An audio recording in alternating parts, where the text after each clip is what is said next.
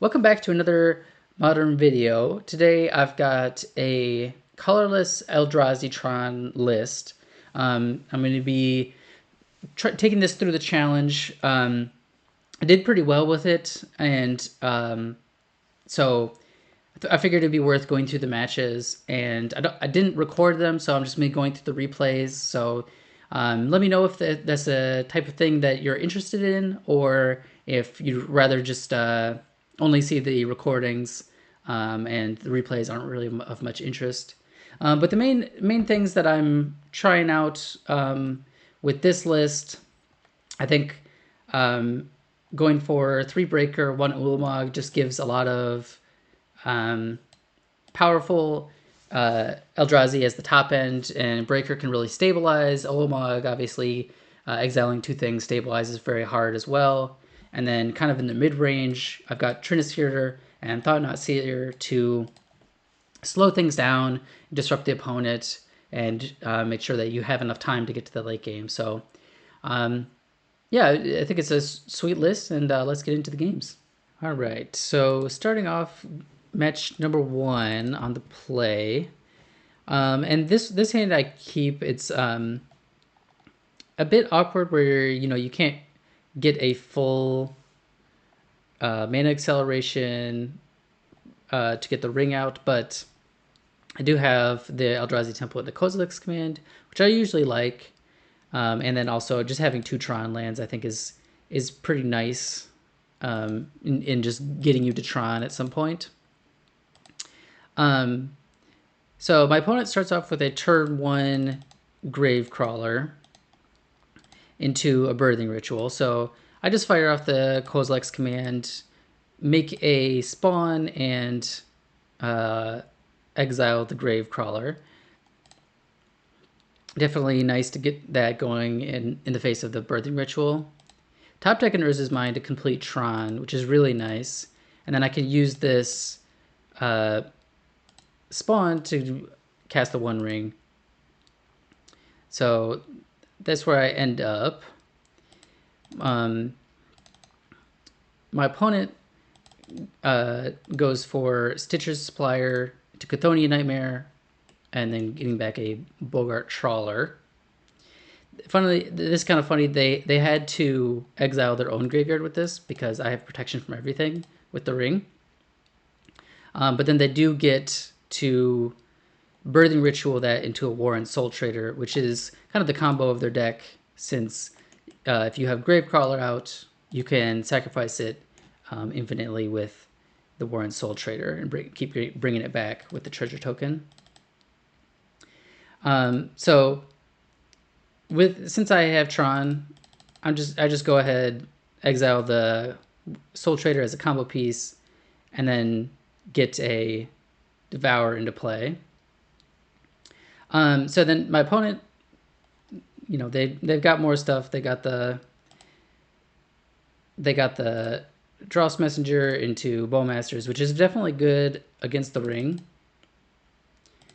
but certainly not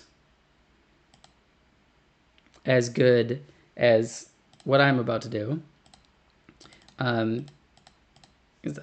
I'm going for the All Is Dust here over the Ulamog, just so that I can kind of just totally clear the board, and then in the next turn, whatever they play, I can reset and then Ulamog again. Ulamog to clear the board again. So yeah, then my opponent goes for Unearth on the Dross Messenger, and since I've got this Kozilek's command with extra mana, I just exile all the creatures out of the graveyard, and then that's enough for my opponent, and we pick up game number 1 of the first round. So one thing with these replays, I'm not gonna be able to show exactly how I sideboarded, although luckily, since this is a Karn deck, there's not really that much that changes from game to game. So just know if you see a Dismember or an Emrakul, those are cards that came in from the board, and otherwise it's probably just main deck. So here we are in game 2. I end up keeping a pretty solid hand. It's got the Devourer, which I end up going for a power plant off of that. And then it's got Kozilek's Command into Ring, Breaker of Creation for all that. Actually ends up being somewhat similar to the first game. That hand that I kept there was also just Soul Land into 2 Tron lands with Kozilek's Command in the ring.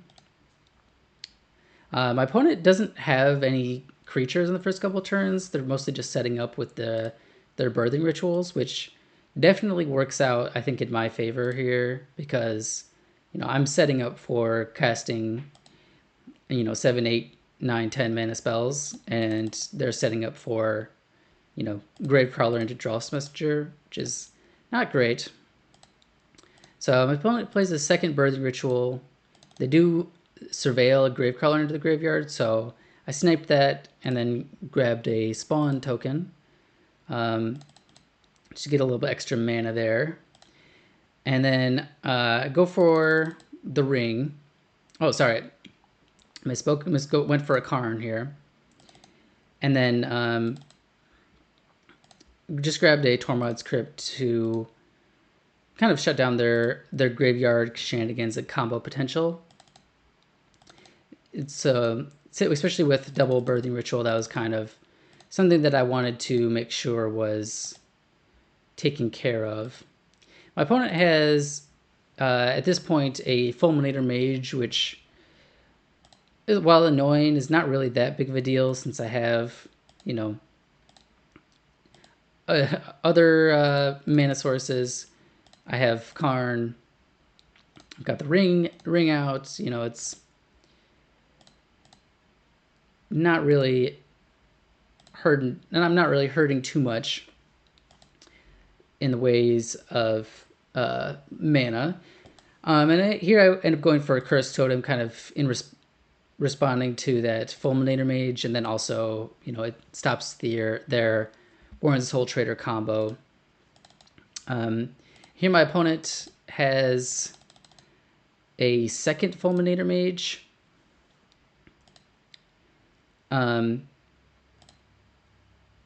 they blow up my other Uin's Labyrinth, which is at this point definitely more of a concern than the first one. Obviously, having back-to-back lands blown up is not great. I don't really find anything great off of my ring draws either. I decided to go for this Cursed Totem, even though it shuts off my spawn, just because I figure it's strong enough that it's worth getting out in play, even if I do lose a mana. Especially since I've already got 4, and going 4 to 5 mana is not really necessarily that big of a spike for Tron. So my opponent gets a Gravecrawler, which is a really good way to get their birthing rituals started, and a Haywire Might, which has definitely made me glad that I had left this Cursed Totem out. But they get to finally start really triggering their birthing rituals. They haven't had a chance, I don't think, to get much going this game. But yeah, they end up going for Bowmasters, sacrificing the Gravecrawler, and then sacrifice the Orc army to get a second Gravecrawler, which is, it's definitely a scary situation where my opponent can kind of keep building their board out with these Gravecrawlers, and then I'm still just stuck on just a few mana. And so since the Bowmaster's in play, I ended up going for just Animate the Ring and then play a second Karn. The reason for that is I don't really want to draw 3 with a Bowmaster out, and then I end up going for a Walking Ballista. I don't know if this is 100% correct. I was kind of thinking that it would that it would actually be able to ping things, which it can't because of Cursed Totem. But you know, either way, it is a blocker that can help my Karns, because I'm really at this point I think just biding time for the mana to come through. Opponent gets a Gravecrawler out of the graveyard and then puts a Boggart Trawler into play. Decides not to attack my Karn, which makes sense since they would definitely lose something if they did so. Do find a second Bowmaster off of their Gravecrawler, which is pretty rough. I mean, something that it's already good against my Ring in Play, and having two of them is pretty rough for me. But they find a Reclamation Sage, so I'm kind of bailed out a little bit off of my Walking Ballista decision, since now I can activate it. I play it for 2, kill both Bowmasters, and then I get to draw 3. And finally I find another land. It's been a minute since I was able to do that. I just go ahead and play Talisman, animate it to try and protect my Karn, since Karn is still shutting off Haywire Might. And I'd like to keep that one going if I can. But with the way their board is set up now, they can just attack Karn. All of these attacking Karn, and then I just block with the Talisman on the Orc Army, which, get to at least kill that, but not really able to save my Karn here. So these Birthing Rituals are continuing to do work. They're finding a third Bowmasters, which is probably honestly one of the best things they could have found here. And not to mention they're, still just sacrificing Gravecrawler pretty much. Find a third Fulminator Mage as well, which is really annoying. And then because they can activate Spymaster's Vault because of how many creatures have died this turn. And they draw, I believe it was 5 cards. End up finding another Gravecrawler in there. I end up going for the Ring here, even though they have a Bowmasters in play, just because I figured I needed to try and stall for time a little bit. And since I drew an Allah's Dust and Eldrazi Temple, I was able to go for that, kind of wipe things clean. And then my opponent goes for Haywire Might on my Tormod's Crypt, which makes sense, kind of forces me to pop it off when it's not necessarily that good, but I do get to clear out the rest of their graveyard. They had like Grist and a couple other Grave Trawlers and that kind of thing. So here's a scary situation. They had a Warren Soul Trader in their hand to rebuild with a Gravecrawler, and here they could sacrifice the Gravecrawler infinitely, but they don't actually. The only thing that happens there is they just lose a bunch of life. So they decided to not do that. And then this ring is really adding up. I'm at 4 life. So I know I'm going to have to cast a ring this turn. And I decided to go for a Thought-Knot Seer with the other mana, kind of trying to get a look at what's going on in their hand.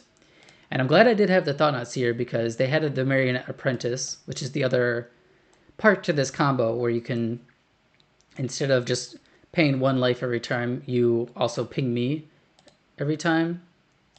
So I obviously take that and then play a new ring to get that going and to not die, and then pass the turn back. And this turn, I think my opponent actually made a mistake here. They went for a Stitcher Supplier. I think to try and find something to get back from the graveyard. But what they could have done is just sacrifice Gravecrawler a bunch and then use Spymaster's Vault to connive. And then if they still have the Stitcher Supplier in hand, then they would be able to draw into the Marionette Apprentice, and then they'd be able to win as long as Marionette Apprentice is in their top. I guess it would be like 20 cards, something like that, which seems like it's most likely going to be that way. But they missed that line, end up just going for just a Stitcher Supplier, and then I finish out Tron. I'm able to cast an All Is Dust, clear the board. And from here, not a super interesting game. They're sacrificing, making some treasures, and I'm able to follow that up with a Breaker of Creation, gain a bunch of life. Now I can draw off the ring again, and then attack with the Thought-Knot Seer. So after that, my opponent doesn't really have anything. Kind of just in the wrap-up mode of this match. So I get to untap, swing in Annihilator trigger, sacrifice a couple of treasure tokens, but then follow that up. I've got an Ulamog to do some exiling, and my opponent decides that's enough, and they have conceded, and we go to 1-0 in the challenge. All right, so we're back with round 2 of the challenge, sitting at 1-0. I think this is a kind of an interesting hand that I end up keeping. It's very light on mana, but I think with the between Devour and double Kozilek's Command with this Ugin's Labyrinth, it's got enough that I think I can make it work. And end up keeping that hand. I think that's kind of one thing that I really like to look for is, do you have Tron, do you have 2 soul lands, or do you have Kozilek's Command? Those are the kind of the fast starts that I like to look for in Tron. And so here I end up taking I think it was another Kozilek's Command, and then just starting off with the Ugin's Labyrinth here. My opponent just goes Scouting Tarn, pass. Sorry, it was a Trinisphere that I kept on top, and then that goes nicely on a turn 2 with my opponent only on, obviously maximum of 2 mana here.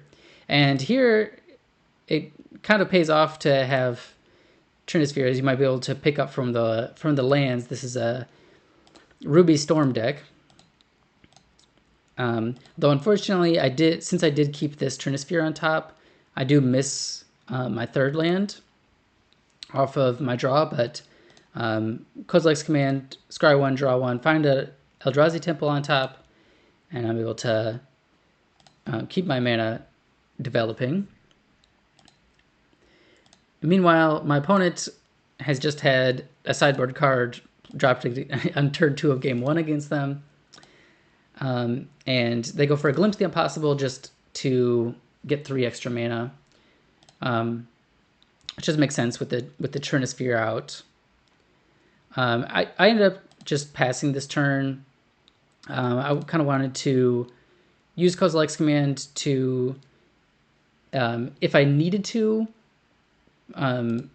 exile some stuff out of the graveyard, but then most likely just end of turn, make a bunch of spawns, make a bunch of, or scry a bunch.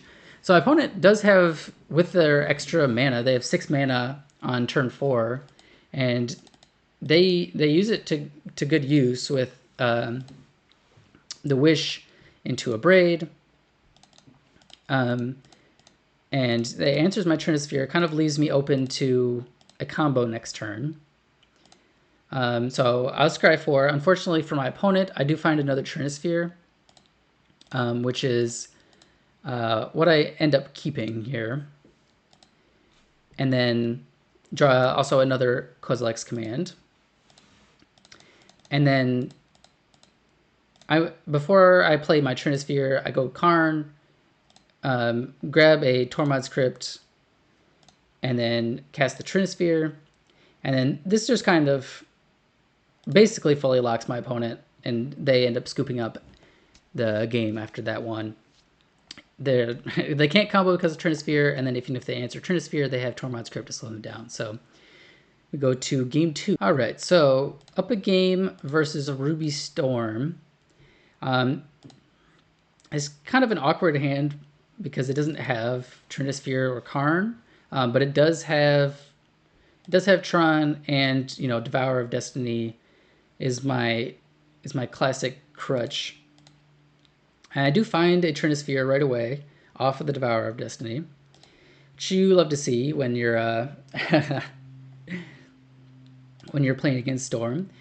I go for the Ugin's Labyrinth over getting Tron lands down, just so that I can get the Trinisphere on turn 2. And then my opponent just goes for a turn 2 Ral, probably trying to set up for a combo turn, but I have the Trinisphere. They go for a Reckless Impulse. Don't really hit too much of value, just another Ral and a land. And my top decking streak continues. I find a Thought-Knot Seer, which is, I think, in this spot better than the Ring. It's because, as you can see, they end up having a Wish, which I'm able to take here, and then kind of cut off their access to Trinisphere answers. Opponent plays the land that they exiled last turn, and then start casting Manamorphose. I think their plan here is just to try to cast spells until they can flip the Ral, so they can play the second.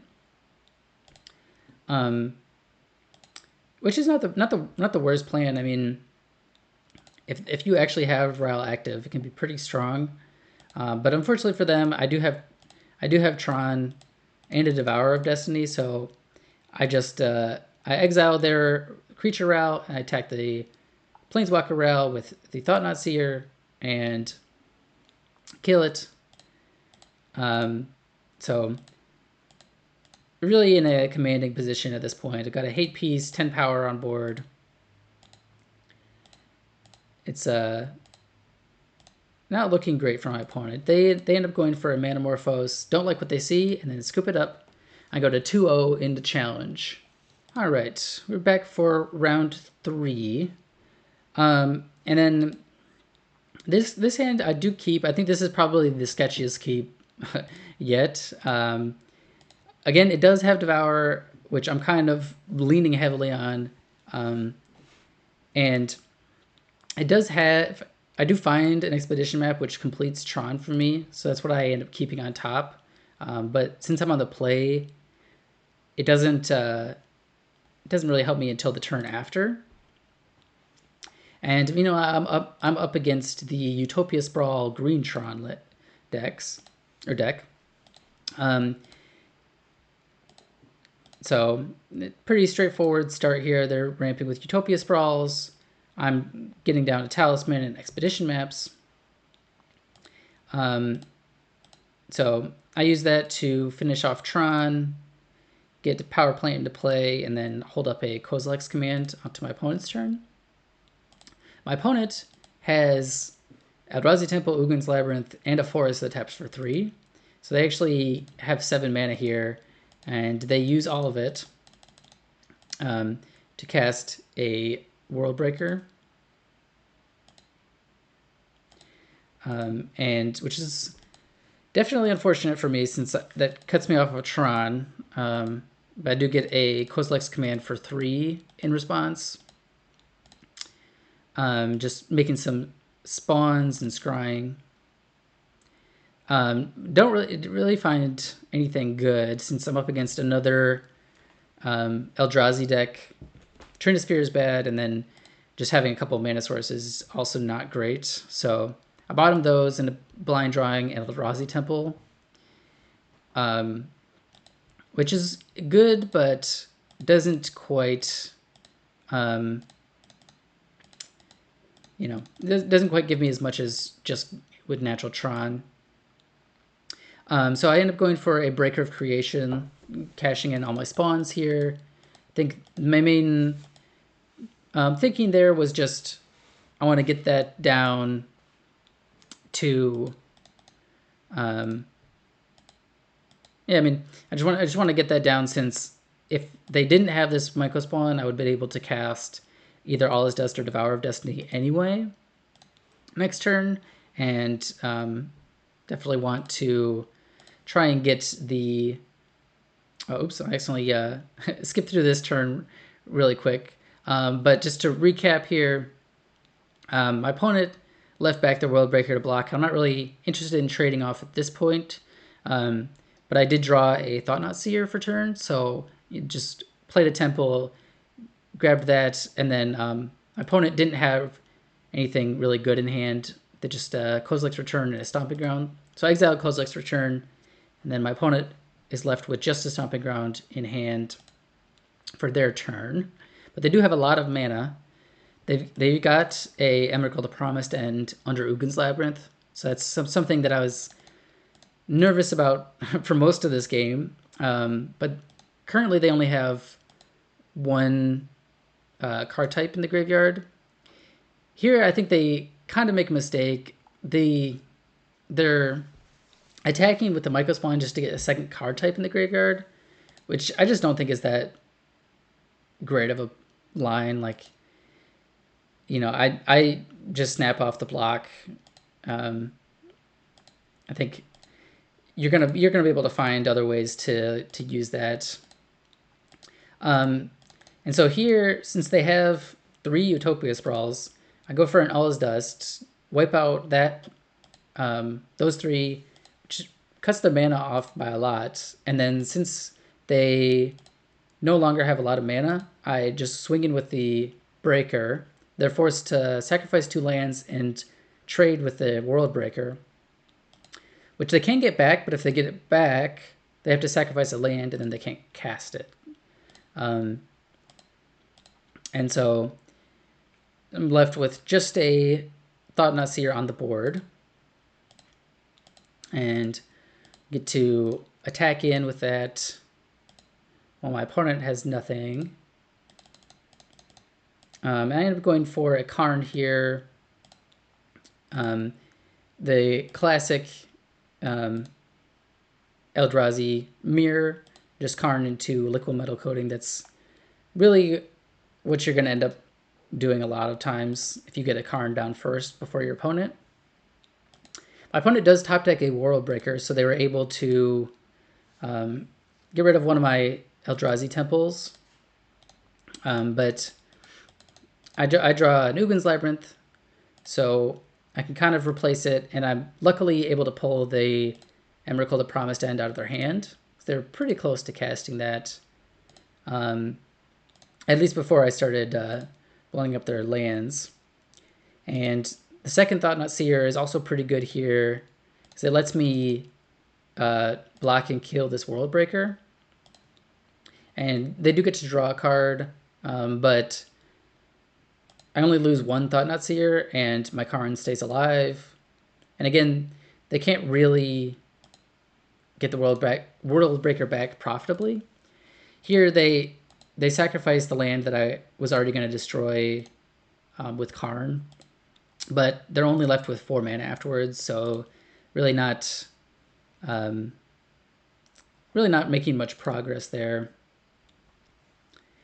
So next, they imprint their World Breaker onto the Ugin's Labyrinth that they drew, and so of course that's what I'm going to go after with my Karn.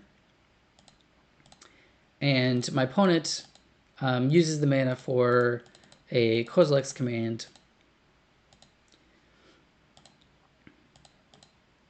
And they end up just going for making spawns and scrying. I was thinking they might exile my Thought-Knot Seer, but they decide to go for just at least temporarily solving their mana problems. They do scry a card to the top and 3 to the bottom. I just, since I have the mana, I go ahead and get the Devourer of Destiny off of my Ugin's Labyrinth, just cast it to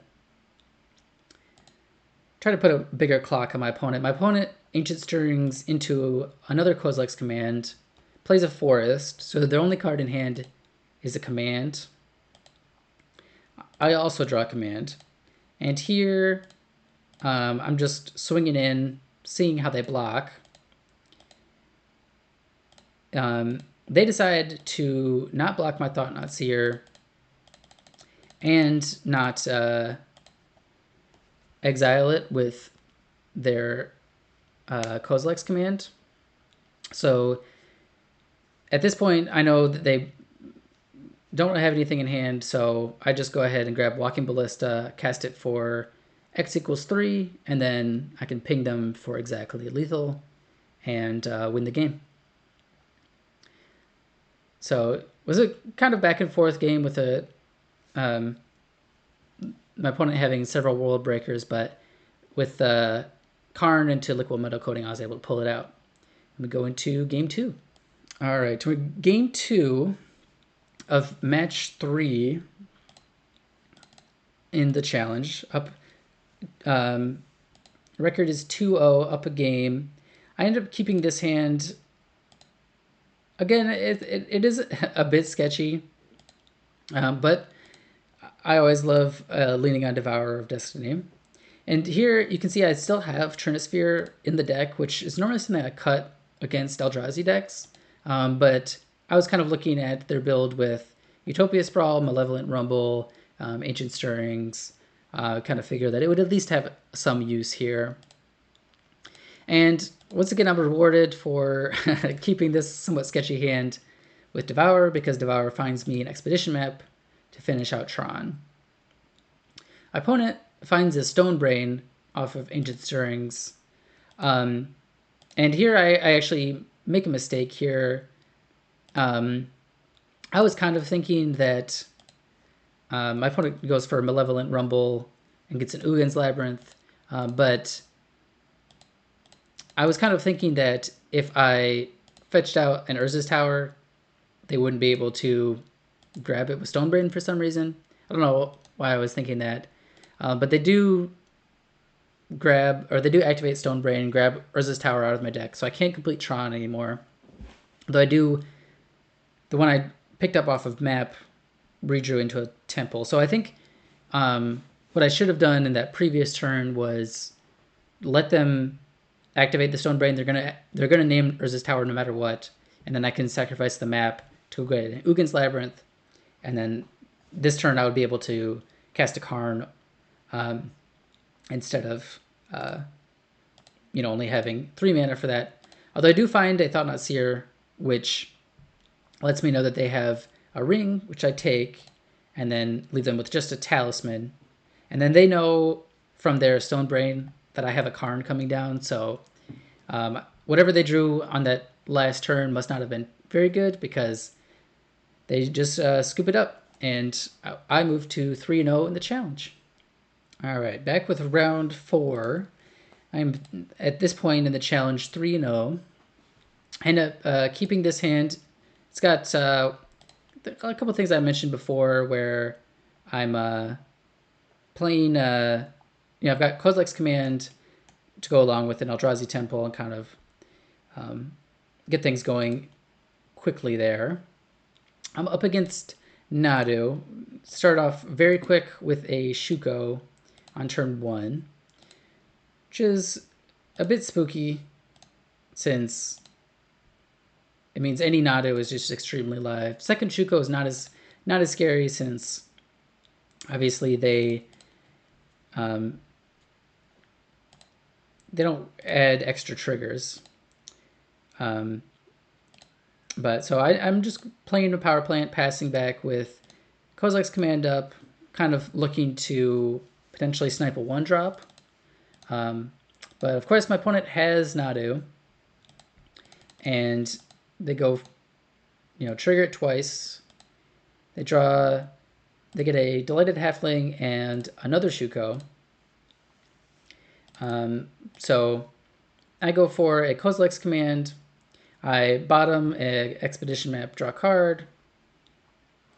But then, since I have this extra spawn token, I have 5 mana in play. I end up going for Kozilek command, scrying to grab another Kozilek's command, and getting rid of their Nadu. They reveal an island off of that, so they get to ramp a little bit here.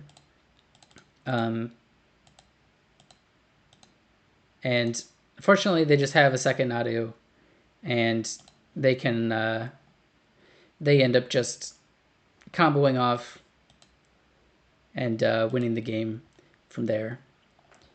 All right, so back for game 2 against Nadu, down a game. Sorry, I blew through that first hand pretty quick, but main takeaway is 5 lands and nothing cheap to cast with them. So I do end up keeping this hand. It's not a great hand, but it does have a pretty good upside if I draw either a land or a 7-mana card, which would let me cast a turn 3 Karn or Thought-Knot, and I do have a Dismember as well. My opponent is off to a very fast start with a Grazer into Urza Saga, and not really what I would like my opponent to be doing, but it is how it goes against Nadu. So I just go for a Labyrinth into Talisman, kind of setting up. Now that I drew this Beseiju, I can plan to Thought-Knot, Seer, or Karn next turn. Opponent has a Delighted Halfling, and then just a tapped land after that. I decide not to Dismember Delighted Halfling. I just feel like they don't seem to be really short on lands or anything, so cutting it off there is not really going to be too helpful. I do go for a Thought-Knot Seer, and see that they don't have a Nadu in hand. I consider taking the Thassa's Oracle, just so that I could try to go for the timeout kill, but I think I could still just easily die to beatdowns, and they also can just win without Thassa's Oracle. So I end up going for the Force of Vigor here. I figured that would be probably out of their hand the most likely card to kill me. So my opponent grabs a Shuko off Saga, makes a construct, just plays a Arboreal Grazer.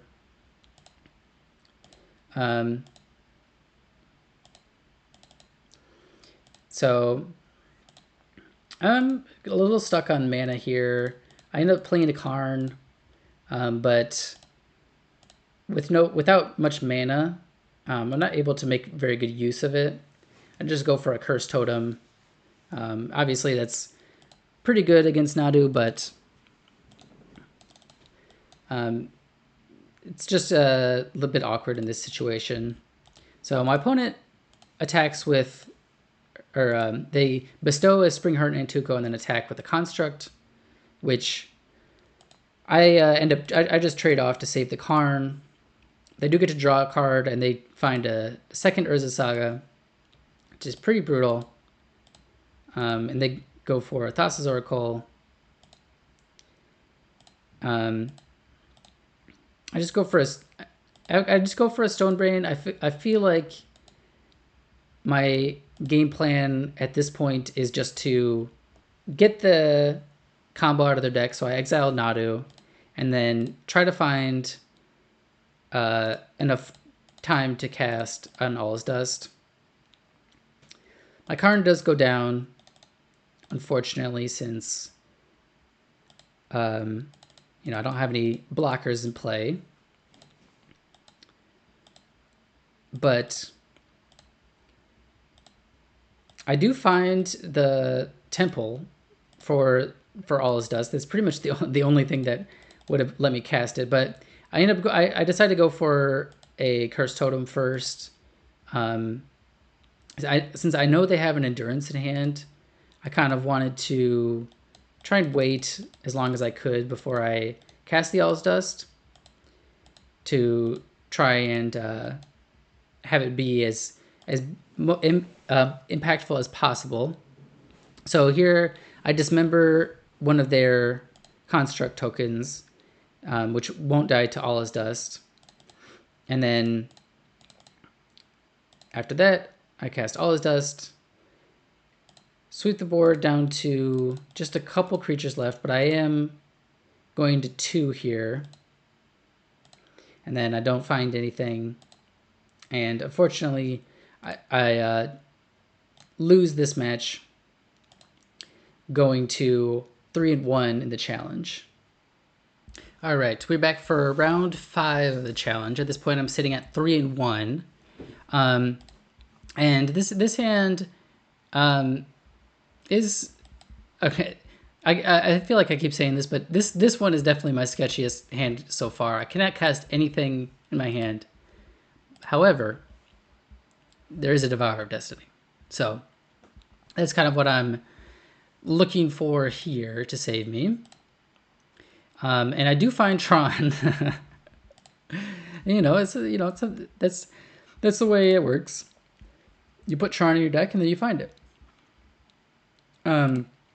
But unfortunately for me, my opponent has a turn 2 Karn, and they go grab a Liquid Metal Coating, and that's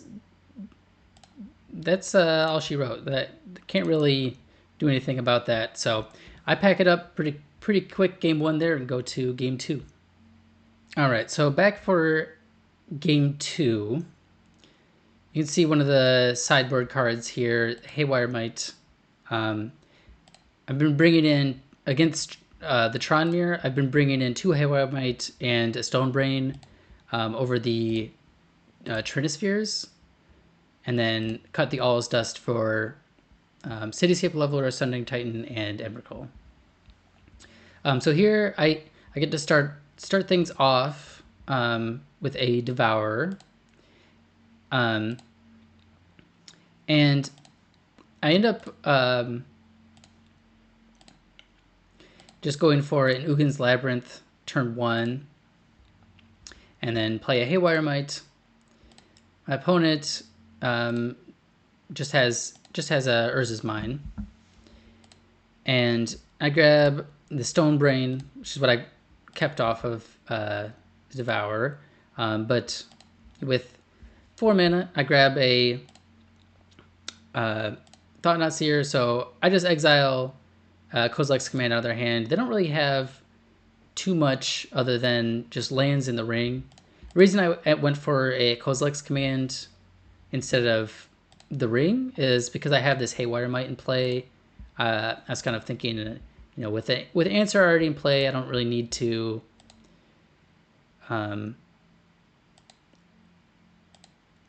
I don't need to worry about it too much. So with my 4 mana here, go ahead and cast a Stone Brain. I named Karn the Great Creator. As you could tell from game 1, obviously it's a great card in this matchup, so getting it out of their deck is kind of what I want to do here.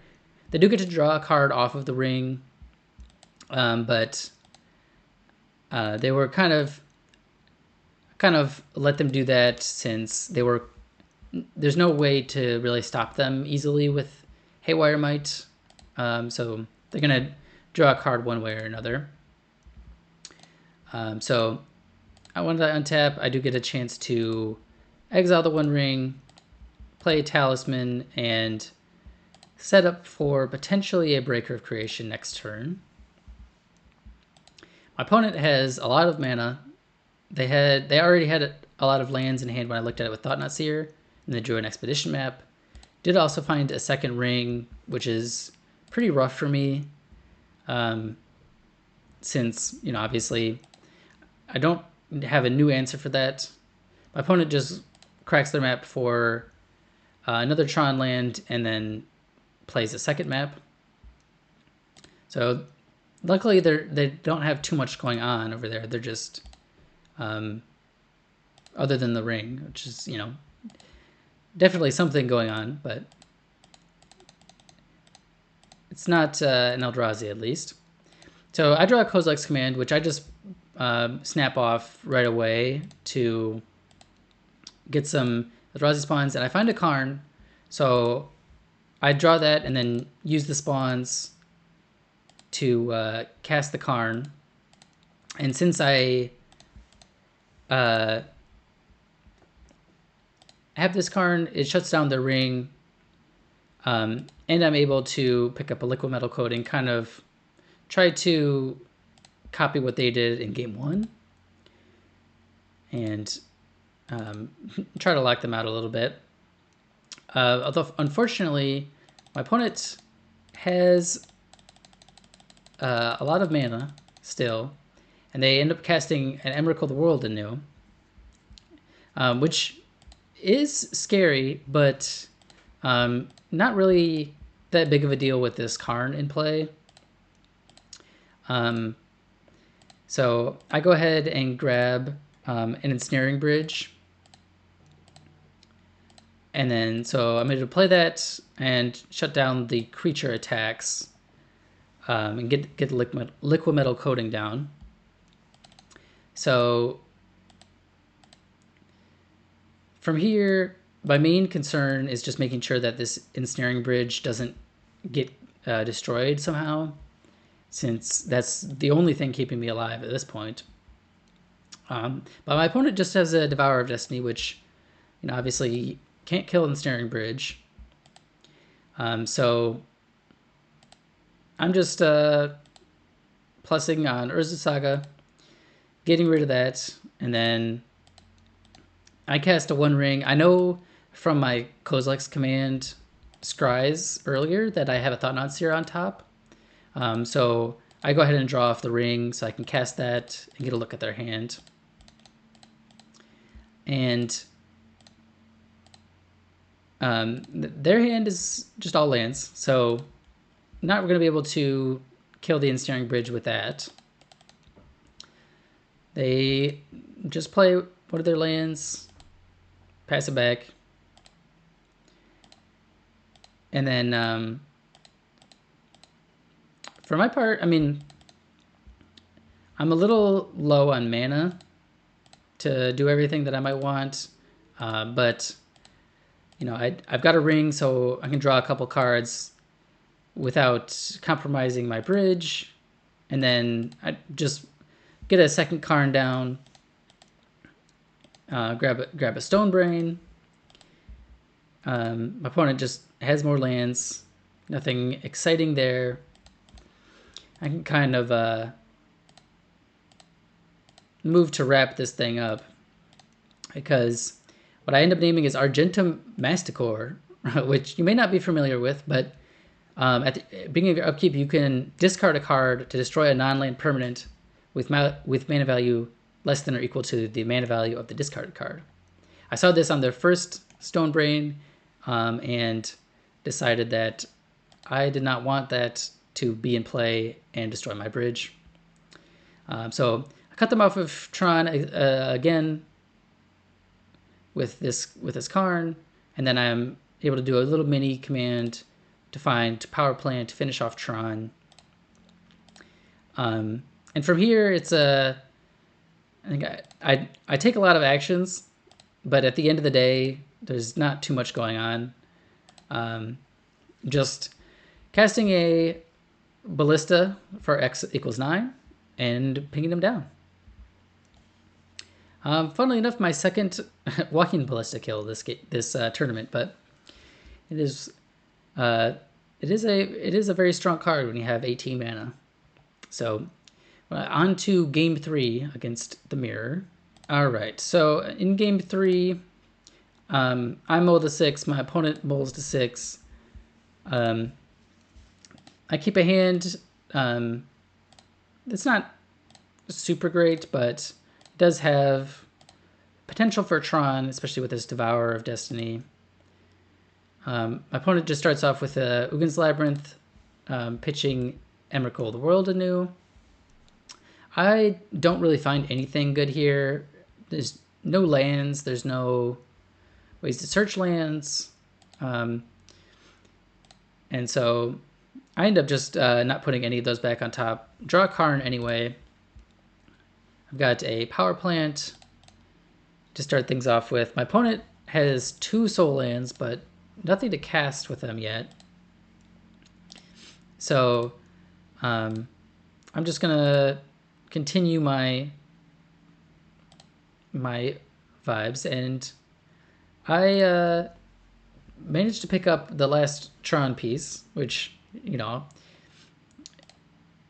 get good, I guess. gotta top deck your Tron pieces, but my opponent gets a Karn down on turn 3, which threatens to kind of end the game the way it did in game 1, except this time I have my own Karn, which stops them from being able to use liquid metal coating, and I have the Stone Brain, so I turn it into a 2/2 and attack their Karn.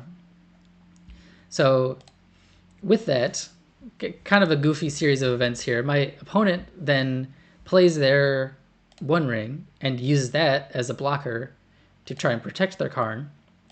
But then, since their ring is now a creature, I can exile it with Kozilek's Command, and then clear the way for my Stone Brain to attack and kill their Karn. So now they have no Karn. Liquid Metal Coating does nothing in their hand. I'm able to play One Ring off the spawns and activate it. I also drew an Emrakul, which is pretty big. It's just such a good card in Tron, or against Tron. And my opponent has another card to turn off my ring. But I have a pretty sweet series here where I activate my ring to turn it into a creature and hit Karn down to 2. And then I cast Emrakul, take control of their turn. And you can see their hand is got a lot of cards in it, but nothing that's really that strong or castable. So I'm able to -2 their Karn to kill it, and then return Emrakul to their hand, so now they only have 5 mana for Eldrazi, or 3 mana otherwise. And they do get a Kozilek's Command to do a little bit of drawing, get the ring down, but they can't activate the ring because I still have Karn. And so I just end up going for a Liquid Metal Coating, get that into play, and pass since my opponent has protection with the ring. But I do get to turn off Eldrazi Temple for a turn, and my opponent scoops it up, and I move to 3-1 in the challenge. All right, I'm back for round 6. Currently at this point sitting at 4-1 in the challenge, and get to play first, but the first hand, no lands, obviously a mulligan. Second hand, it's not that great, but we do have Labyrinth into Chalice, or into Talisman, which gives a turn 2 ring. And my opponent also joins me on 6, and so that's where I start off with just imprinted Ugin's Labyrinth and go for a Talisman. Opponent has just a Surveyor land turn 1. I pick up another Ugin's Labyrinth and just play the ring, which does resolve. I was a bit worried about a Force of Negation here, but I think, turn 1 Surveil Land versus turn 2 Ring is kind of insane.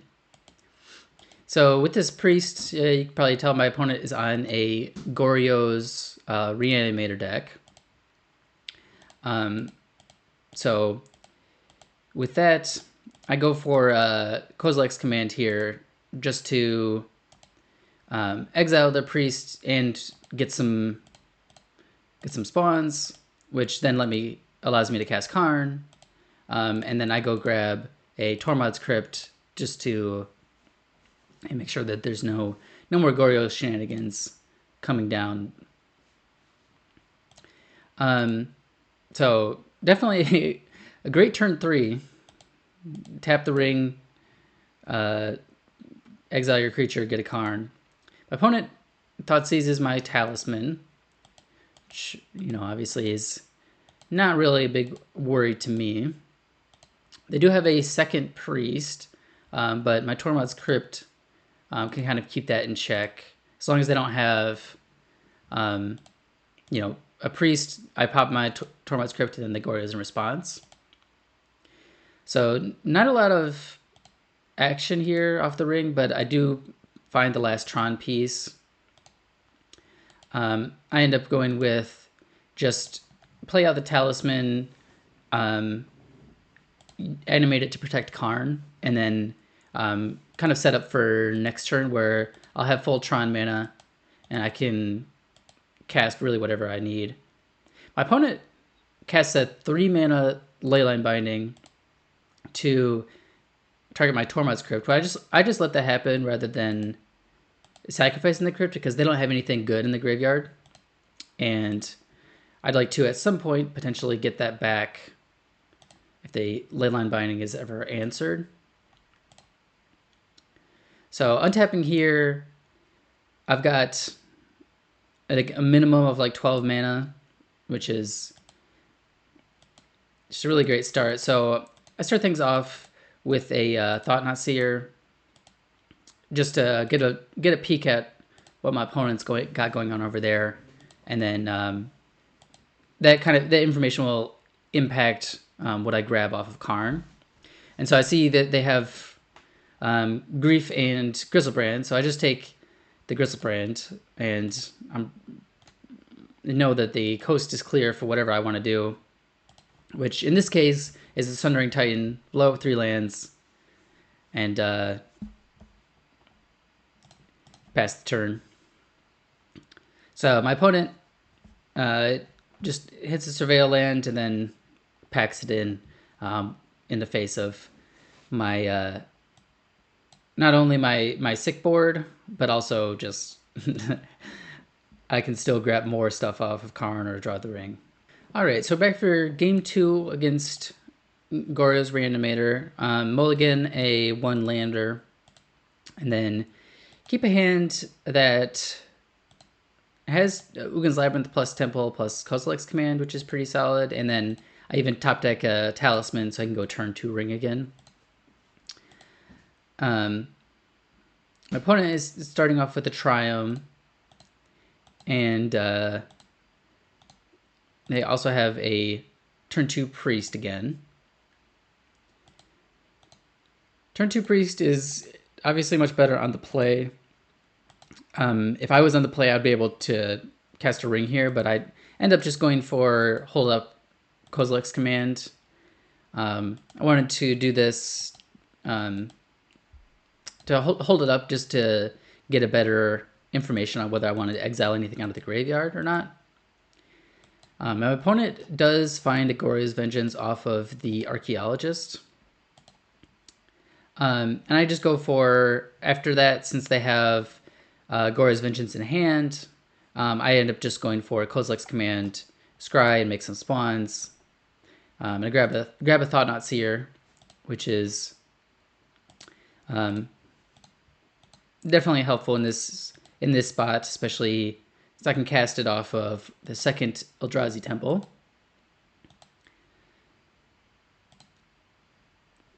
All right, and then my opponent has Force, Goryo's, Grief, Atraxa. And so it's really nice to know about the Force, and really great to be able to take their Atraxa here, which is what I go with. And then because they no longer have a blue card, they can't force negation either, so I get to play the ring for free here and pick up a Breaker of Creation off of that. My opponent just top decks a Leyline Binding, goes for the ring, and then passes back. I pick up another Thought-Knot Seer. I just go for Breaker of Creation. So I know my opponent's. I know it's in my opponent's hand, and in order for them to reanimate anything, they would need to find a thing to reanimate, and then also a way to get it into the graveyard. So getting Breaker of Creation is just gonna really put the pressure on for them to have to do that quickly.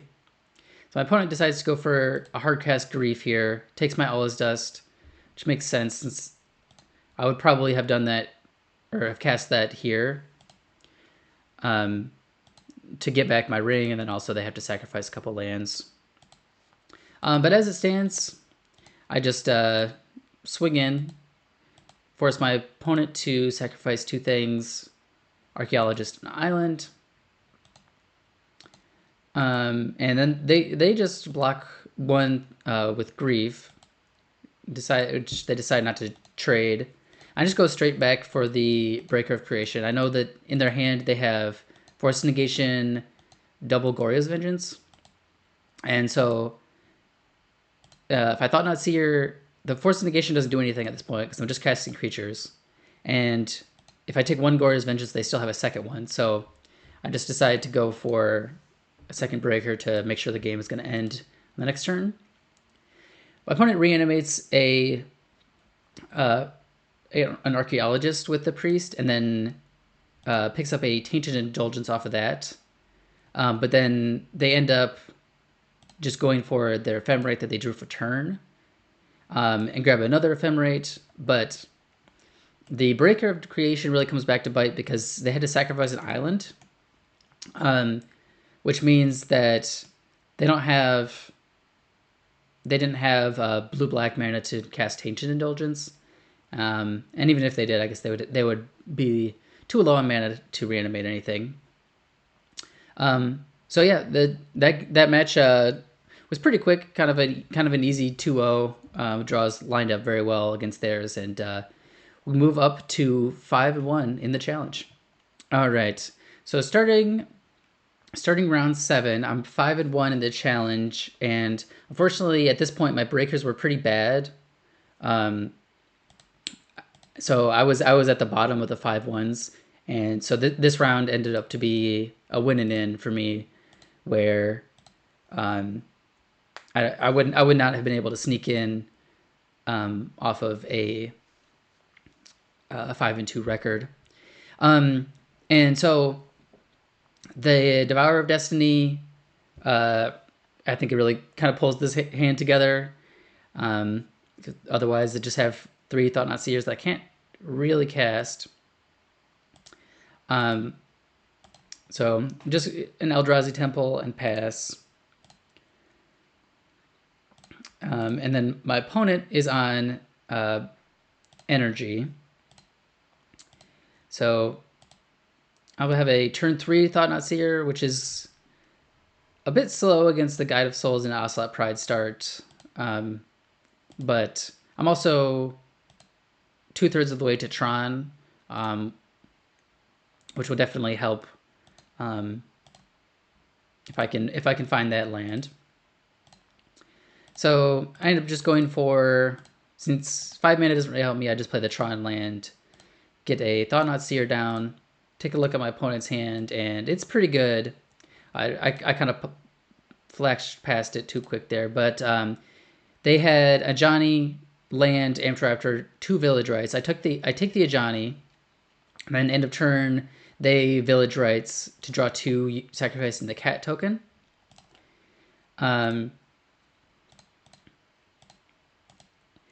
And then go for a Amptraptor, which unfortunately hits an Ajani, which is what I originally took. And then because they hit Ajani and they still have a village rights, they sacrifice their cat to flip the Ajani, and they've got a red card with Amped Raptor out. So they can kill my Thought-Knot Seer and get in for a lot of damage. Get in for 4 here, plus make another cat. They've got 4 energy still left over after all that.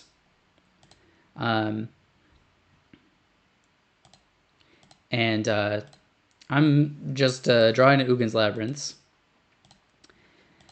And so I'm going to play that. Decide not to imprint it because I have a second one. And don't really want to give up the Devourer if I can help it. There, I end up taking a Marionette Apprentice, but my opponent's hand is completely refilled from last turn. When I looked at it, it's got 2 more Amped Raptors, Fatal Push, Guide of Souls. It's really just they've really just restocked so well. Those village rights are doing absolute work. And at this point, my opponent just goes off. Guide of Souls, Amped Raptor. They've got 9 energy, get another Ajani, and then they can zero their Ajani to deal 10 damage to me, kill my Thought-Knot Seer, and attack for lethal. So kind of got run over that game. You know, you can see my opponent has like 10 creatures out on turn 4 and a Planeswalker. So we move on to game 2.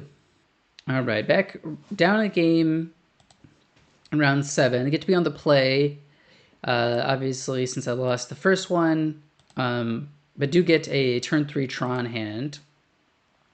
And then with the Devourer, I'm able to kind of sculpt my draw a bit, just get down an Expedition map. And my opponent has an Ocelot Pride to start things off, which I can't really do anything about, but I do have the Ring and or Karn to come down. Next turn, opponent Thought Seizes, takes my Devourer, and then I come back for an Urza's Mind. They get a second Ocelot Pride, which is definitely scary here. But I've got Tron, so I just end up going for the Ring, double Talisman, and then I'm kind of set really on mana for next turn. I can cast an Ulamog if I want to. I can Karn for something big. And the protection was really doing a lot of work here, since stopping them from swinging in for like 8 damage.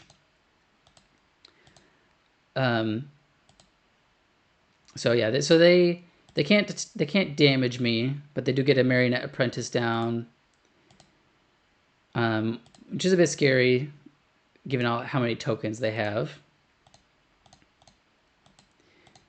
So I end up just going for Ulamog here, pick off an Ocelot Pride and the Marionette Apprentice. Really wanted to make sure the Apprentice was off the table, since I think that would be have some combo potential where they could just push me out of the game. But feeling pretty good now. The board is just a bunch of 1/1s, and I've got an Ulamog.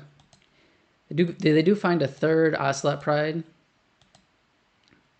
and a Flage to trigger them, so they can go super wide here. No attacks, but they do get to make I think 6 cats. Yeah, 6 cats. And they have Flage waiting to come back. Luckily, I draw an All Is Dust here, which helps me reset the board, and my opponent packs it in after that. So after a brutal game 1, we're taking it to a game 3.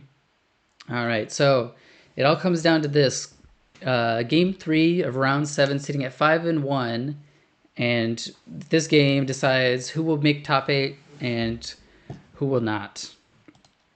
So my hand is a little sketchy, but it does have turn 2 Trinisphere, and at some point these maps are going to convert into Tron lands, so I have that available as well. And then my opponent just has a tapped Blood Crypt, which when I see that, I'm just very happy about that.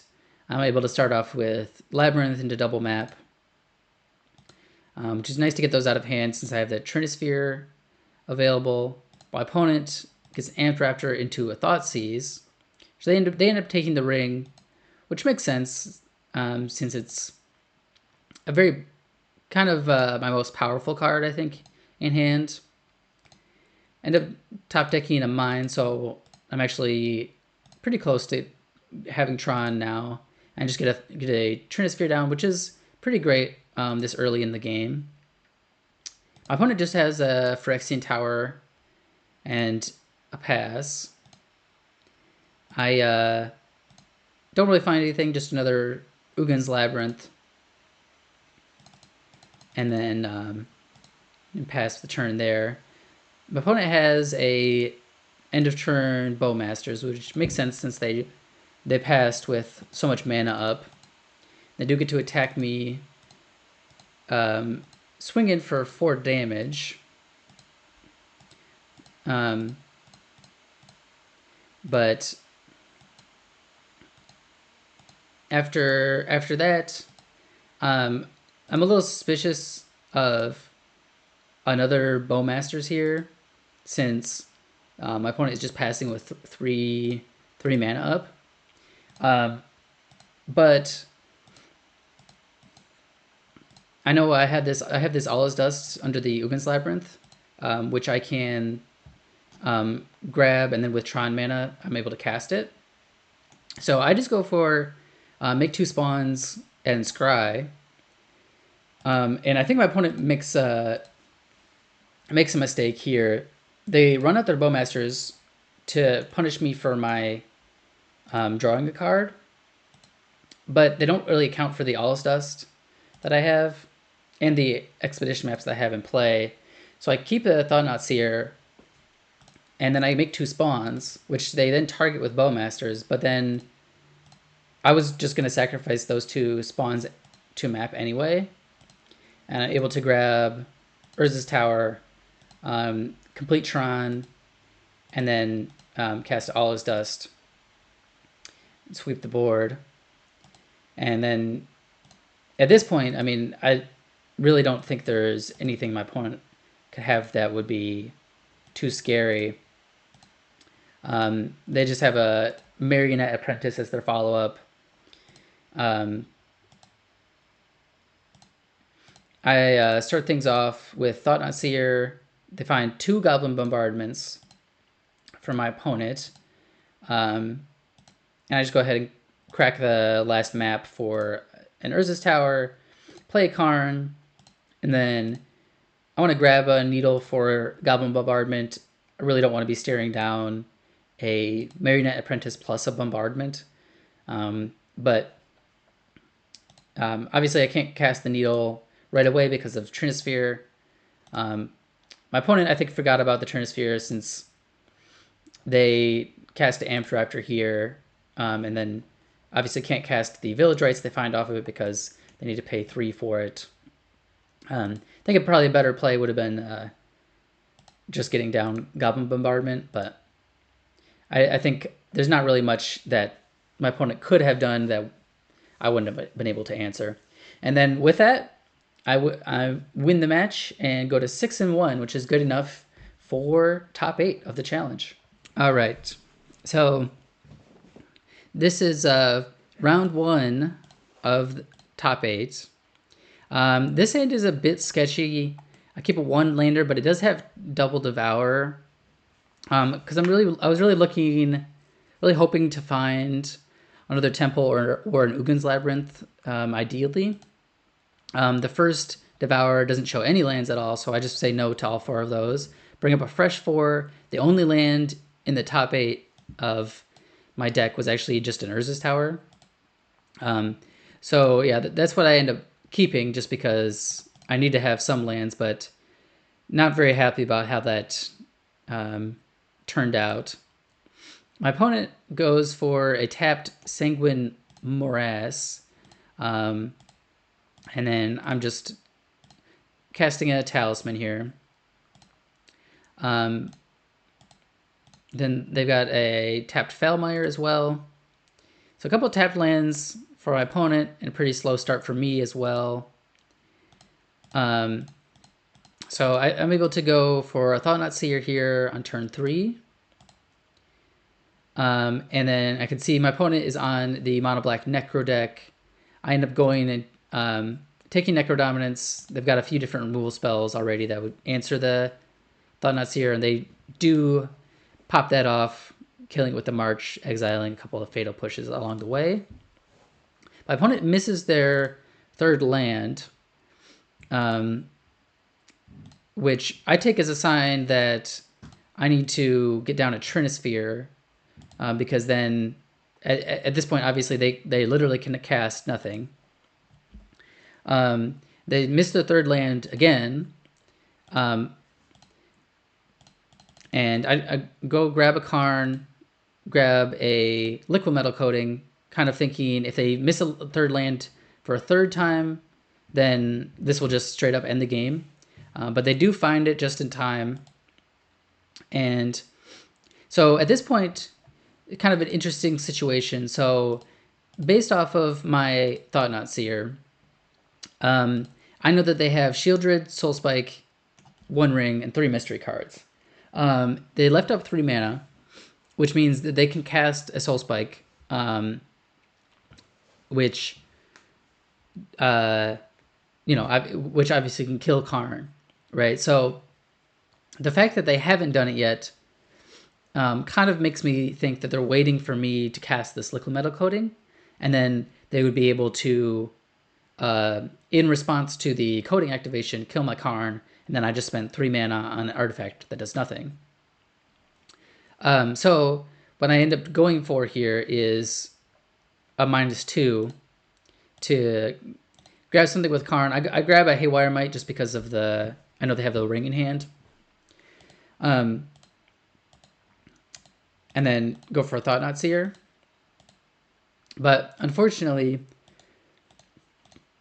my opponent just has that Orcish Bowmasters to punish this line. I think it probably would have worked out better for me if I had cast the Liquid Metal Coating, since at that point they would have basically been forced to cast a Soul Spike, and then they would have had to exile either Soul Spike or Shieldred, so exile either both Shieldreds or one and a Soul Spike. Or I guess they would have had the Bowmasters in hand too as an option. But either way, they're exiling 2 good cards just to deal 4 damage to my Karn. And yeah, so at this point, I don't really have any great options for the Thought-Knot Seer, since a lot of it is just doubled up. I end up taking the Soul Spike since I have this Haywire Might, but I don't think I fully took into account that there's a Trinisphere in play, and that my Haywire Might actually costs 4 mana to exile it. And meanwhile, I'm also just missing lands as well. So I draw a Talisman, I have to pay 3 for it, and then fortunately leave my opponent with a Shieldred in play and and now the ability to cast a ring as well. So they get in for 4, they cast the ring, and then now I finally have enough mana I can All Is Dust, and I kind of end up, I prioritize that. Sorry, I forgot. Since I have Devourer and the All Is Dust obviously doesn't answer the ring, I just go for this to get rid of the Shieldred. And then, so my opponent does have a second Shieldred to go with the ring still, and they pop it off here. And since I don't really have much else going on, I go for the All Is Dust here, since I know, at least out of the cards I know about, their Shieldred is gone. I can swing in for 10 here without any Orcish Bowmaster trump blocks, get him down to 18. My opponent is just drawing a million cards off the ring, and they even just go for an Inquisition to get rid of the Haywire Might that they knew about. And so now my answer to the ring is gone. I can put him to 6, but obviously their deck is very good at gaining life to offset those types of the rings and necrodominances. So they go to 3, and then they just Fatal Push my Thought-Knot Seer. I've got 11 cards in hand, and still now are able to cast 2 spells per turn. So they end up just March of Wretched Sorrow, pitching a bunch of cards, gaining a bunch of life, and then they kill my Devourer, and with the tap of the ring really not yielding anything good, I'm kind of forced to just play a Devourer here, just as a kind of a blank. Get another Talisman in play, search up my last Tron piece for next turn, and then kind of hope that I'm able to come back from this. But my opponent just has double Soul Spike to kill me with my ring trigger on my turn, and that's the game. So I think I got a little bit unlucky. I not able to draw a land. I think the turn where I had to decide between casting a Thought-Knot Seer or casting Liquid Metal Coating would have been very different if I had drawn a land for that turn, since I could have just done both. But I think still, even with that, I could have played that a little bit better to force them to use their resources, and probably not let them just have the ring, since my only answer costs 4 mana in that Haywire Might. But we're moving on. Go to game 2. All right, so we got game 2, the first round of top 8, and this is definitely a keeper. I've got a Devourer of Destiny to set things up. I've got turn 3 Tron. I've got Karn. I've got Ring. It's kind of everything you could want. So I just go for Expedition Map, and my opponent has a Scam Grief, which does put a damper on things. They're able to kind of strip out a lot of the good cards in my hand, but I still do have the Ring. I still have turn 3 Tron available. My opponent swings in for 3, and just a tapped land. After that, I grab my Urza's Mine, and then pick up a Trinisphere. Which hurt me a little bit last game, but I think this game, with active Tron, I'm much more confident being able to play it. So my opponent just has a couple MDFCs and Shieldred. So of course I just grab Shieldred. My opponent attacks with their Grief, which I can't block, but they do top deck a Break the Ice, which really sets me back here, since if I could have played the Ring this turn, I think the game likely would have just been over. And my opponent, at this point, I know they have a Fell the Profane, a Rebirth, and a Mystery card. It turns out the Mystery card is Takenuma, so they can Fell the Profane my Thought-Knot Seer, unfortunately. And so I just draw another land. My opponent casts the Fell the Profane, and they get to redraw off of that. And I just get a Ring down, draw a card. Do find a Breaker of Creation, which is not bad, but my opponent ends up finding a damping sphere. So a couple of good sideboard draws after that. No reason to imprint here since, you know, they've got the damping sphere out. They just have 2 rebirths in hand, which means that, you know, there's really not much going on over there, and you know, with the Thought-Knot Seer and another ring and everything, I do have a faster clock. So yeah, so I swing in. I've got 6 mana available, and here's where I think I made a mistake here. I was thinking when I did this that I could Kozilek's Command, make some spawns, exile their grief, and I'd make 4 spawns to then be able to cast the ring and reset my counters. Unfortunately, they have a damping sphere, which makes my ring cost 5, so I don't have enough mana to actually cast it, and so I'm stuck untapping next turn with my ring on 3 and going down to 2. And I think the better play in this scenario would have just been to just play the second ring.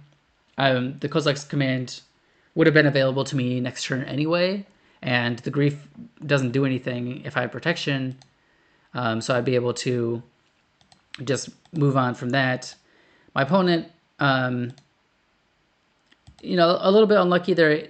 That from when last time I looked at their hand, they just had a Malakir Rebirth, and they are able to draw into Break the Ice, Soul Spike to finish me off. But I think if I could have played a little bit tighter, that would have stopped that line from going through.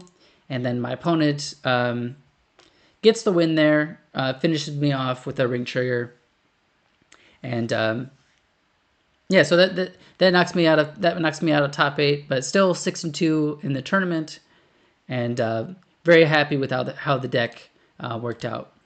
All right, so just a quick wrap up. I think through the tournament, I think the cards that impressed me the most were Trinisphere and Breaker.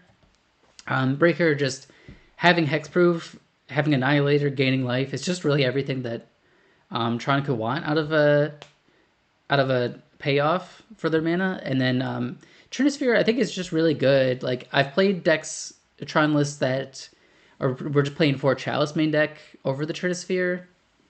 And I feel like Chalice just has a wide delta between how good it can be and how good it is, or how bad it can be. So, you know, if you're playing against something like Boros, you know, Chalice can be pretty solid. If you're playing against, you know, a Storm deck, you can obviously get Chalice down on 2, and that's obviously great. But, you know, you also play against like a deck like Nadu, where it doesn't really, Chalice on 1 doesn't really do much. Chalice on 2 doesn't really do much. They have a very, very mana cost, ways to get around the Chalice. So Trinisphere doesn't really have any of those problems, where pretty much every deck in Modern, other than Tron, is trying to cast cheap spells. So taxing everything does make a big impact, even if it's not necessarily as good as it is against Storm. I mean, it's still a solid card against Nadu that you can use to slow them down. So yeah, let me know if you've been trying out anything new, and if you have anything that you've been liking. Let me know if you like this type of video. I know normally I do a recording as I'm playing the match, but today I just had the replays. So let me know if you like that. If you hate it, also let me know. And yeah, I'll see you guys next time.